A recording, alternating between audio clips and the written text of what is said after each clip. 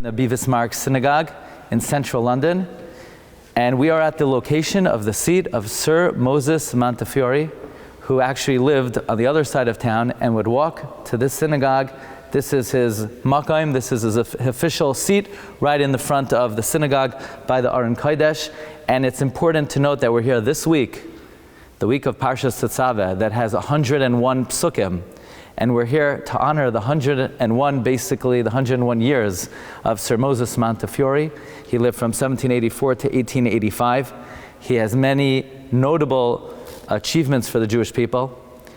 Firstly, of course, in terms of developing and cultivating the Yishuv in Eretz Yisrael, expanding it beyond the walls to Yemin Moshe and to the first areas that were settled beyond the walls of Yerushalayim. Through him it was fulfilled the prophecy of the Navi that Jerusalem will be settled open, perazim, open. He also came to the aid of Jewish people when there were a number of blood libels throughout his tenure. He came to rescue the life of the Malbim. Did you know that the Malbim was incarcerated to be given capital punishment, and Sir Moses Montefiore traveled to save the life of the Malbim? He literally saved the life of the Malbim. And such an eminent individual, it's interesting, there are many legends about him, that in his palatial home he kept a coffin in his basement and he would go lay down in it every night.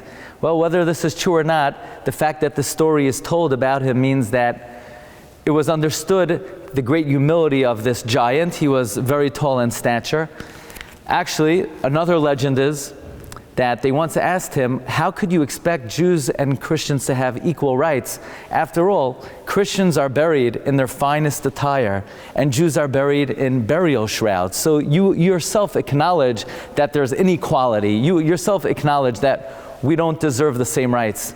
And he would respond, no, there's a reason for this. You see, if you're going on a permanent journey and you're never coming back, you bring all your finest attire with you. But if you're only spending a short amount of time there, nobody's going to sleep for one night in their tuxedo.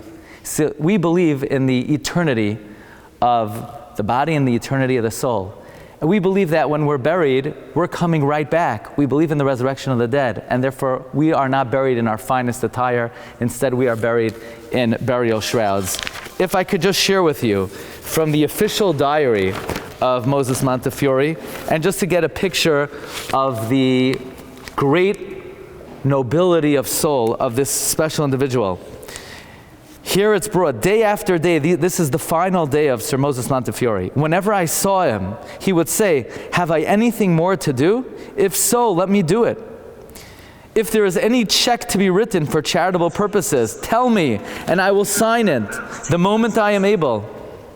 On being assured that I would not hesitate to remind him, but that up to the present he had discharged all his self-imposed obligations in connection with benevolent institutions, he would raise his hands saying, thank God for having been enabled to do so. He's a man who walked around thinking, what more could he do? What more could he do? And when he was able to do it, he thanked Hashem for the great opportunity.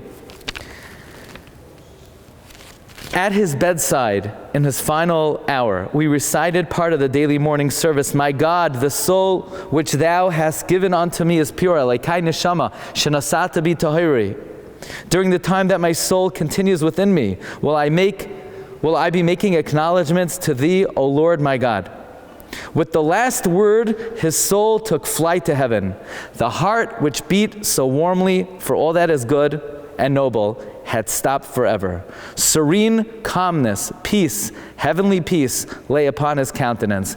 The Jewish people owe a great debt of gratitude. If there is Torah today in the land of Israel, if Jews have a safe haven today in the land of Israel, it is greatly due